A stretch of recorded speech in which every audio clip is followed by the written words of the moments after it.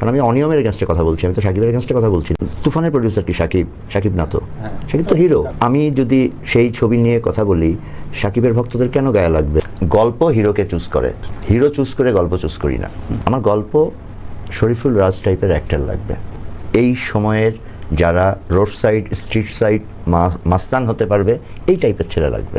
সেটা সাকিব পারতো না। সেটা কি এখন সাকিবকে দিয়ে করানো যাবে? সেটা হিরোইজম থেকে বেরোতে পারবে না, সেটা তো সাকিবকে দিয়ে আসলে মানানসই হবে না।